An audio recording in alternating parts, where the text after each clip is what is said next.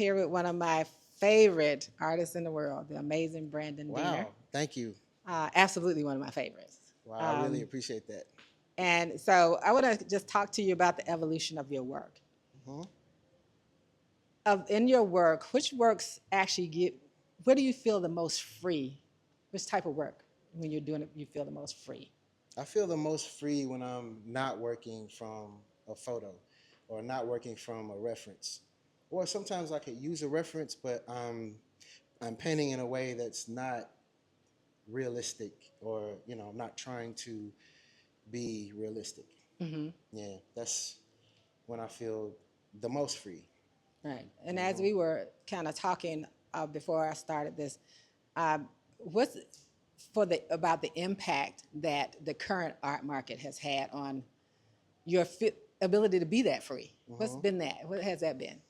Um, I tend to try to not even think about the market at all. I just want to make work. If people see it as something that they want in their homes and they want to collect, so be it. But if I think about the market, then I tend to start to make things that don't resonate with me, and things that aren't coming from like this flow state, and Hmm. or things that I'm not as free.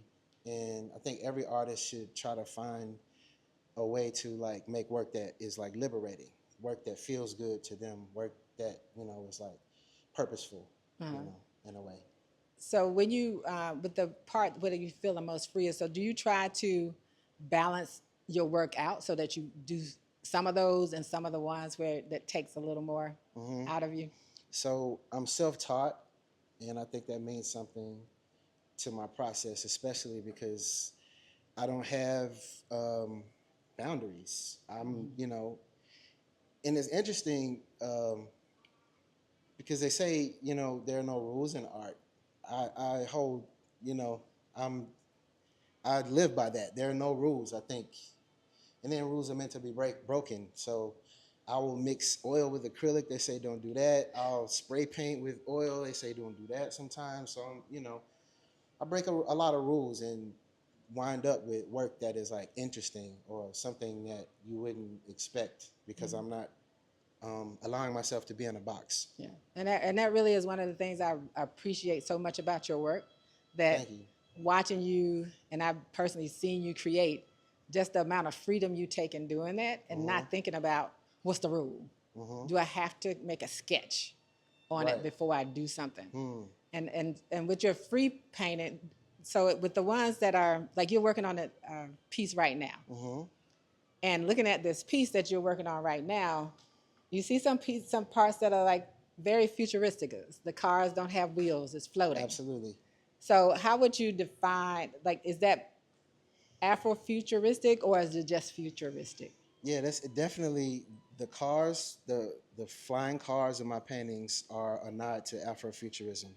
You Mm-hmm. know, and it also speaks to like wealth, and me putting black figures in the work. It kind of goes hand in hand, and it's like it should be commonplace to have these grandiose ideas, because I like to paint work that's I like to paint us in like regal, and not in these traumatic, and Yeah. no knock to people who make work like that, because it has a place as well. But for me, I like to like see us in the future. And when I did some traveling and went to these museums and all of these institutions, I didn't see a lot of us. I don't see a lot of that. I don't see a lot Right. of us, the focal point in these figures. You see us as like people doing like ancillary work, or slaves, even in some of those paintings. But Right. you know now that I'm making work, and I have a opportunity to you know uh, create my own narrative, Hmm.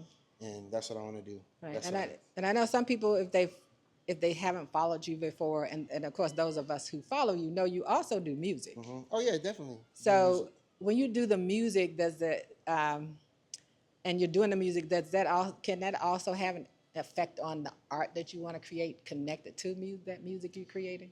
It's all intertwined.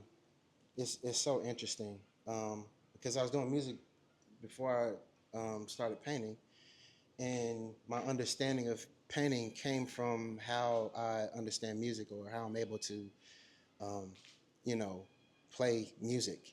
I look at it as like having visual acuity to see light and to make a realistic painting. I liken that to having an ear for music, being able to hear a song and go to the piano and play Yes. what you hear. You know, I can paint what I see.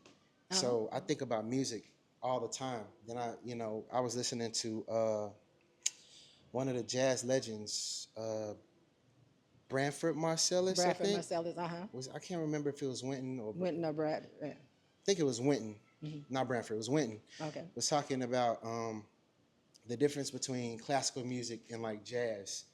And I think I look at realistic painting as like classical music, Uh-huh. whereas classical musicians, they're reading sheet music as they're playing. And that's like looking at a reference while I'm painting. I'm looking at the reference, playing the sheet music and Uh-huh. playing is that. But a painting like this is, it's more freer. It's still tight, it's still Right. kind of realistic, but it's more free. It's like jazz. It's like, all right, I'm gonna hit it with the spray paint, and Yes. you still see like these lines, and it's like kind of crudely rendered, but it's you know what it is, And I'm just going look at the ear. The ear Yeah. is loose as Right. well, like the hair. It's like Yeah. and then Even the markings on his face too. exactly, Yeah. exactly. But you still it still rendered as a figure, and you know what that is. But it's like it came to be from this free flow, this flow state, Yeah. like jazz, Yeah. And And it our ain't no wrong notes, just like it ain't no strokes. rules in art world, in art. Uh-huh. There's no rules. Yeah, and and I've told you this before, um, and that the one place when I visited you before was when I felt the idea of it's not about perfection. It Absolutely. really is about a feeling and how and what's coming from you to the canvas or the paper wherever you're doing it, Hmm. but comes from you, and it's not about trying to make a perfect figure.